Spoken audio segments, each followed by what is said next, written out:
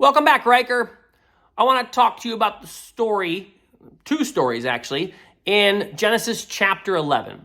So if you remember, we were talking about Genesis chapter 10, and in Genesis chapter 10, we were looking at the sons of Noah and how they were spreading out throughout the region after the flood. And they were making empires and small cities for themselves after the flood had happened. And Genesis chapter 11 picks up kind of right in the middle of Genesis chapter 10. And Genesis chapter 11 focuses on a story called the Tower of Babel. So all the descendants of Shem are moving around throughout the land and finding different places that they want to settle in. But a whole bunch of the descendants of Noah come to this place in the land of Shinar. And there's a giant plain there, a big open field of land. So the people start talking to each other and they say, hey, we've just invented this brand new thing called the brick. Now we have these bricks and we can bake them in ovens and we can use tar to kind of stick the bricks together. We could make a massive city. And once we make a massive city, people from all over will know us and they'll know who we are and we'll become famous. So the people start to build this city because they want to become famous and they want to make a tower that goes all the way up into the heavens so that they can, kind of contend with God.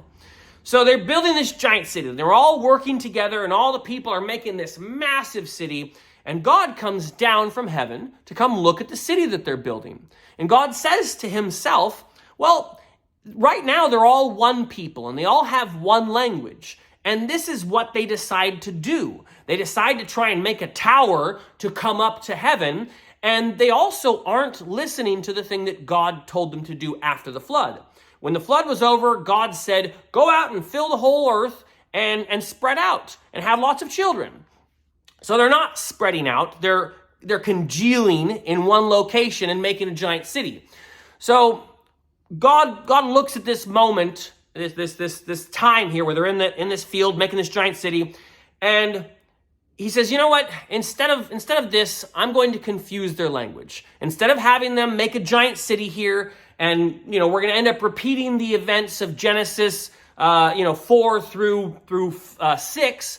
Instead of having that happen again and all the people become evil very, very quickly, I'm going to confuse their languages.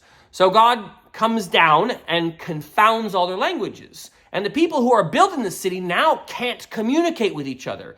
And they end up having to kind of group off into different sections of people who can understand each other. And the people who can't understand each other move away from those people. And so this moment basically, it sets back humanity a bit in their efforts to try and become like God. Now they have to work amongst each other and figure out who speaks the same language. And they end up having to kind of do again what God commanded them to do, spread out. So this place where the Tower of Babel was being built ends up becoming the city of Babylon. But that's later. That's much later. And we'll come to it again in, I think the next time we're going to actually come to the city of Babylon is sometime in the book of Kings. But I'll have to wait till we get there. The second story that's in this chapter that's highlighted is the story of Shem and Shem's descendants. And this is another one of those chapters where there's a lot of repetition. There's a lot of like this, this person had these sons and then this person had these sons. And so it's discussing all of these different sons of Shem. And in this section, we end up finding out that Peleg, one of the descendants of Shem, I think he's about 4 or 5 generations down, Peleg was there when the Tower of Babel was being built.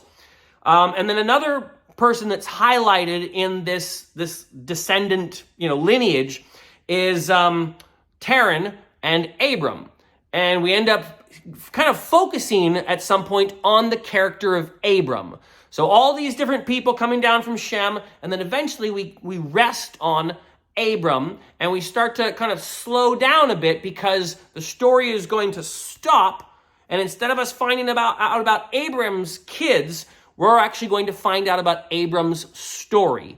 So a lot of the point of the chapter 11 in Genesis is highlighting generations from Noah up to the point of Abram. And Abram is now going to take center stage in the story of the Bible for a bunch of chapters actually. So we're going to focus on Abram. He ends up becoming Abraham, but right now his name is Abram.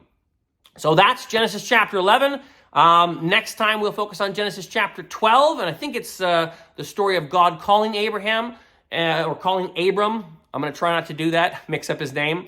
But anyways, that's the story of Genesis chapter 11. May God be with you.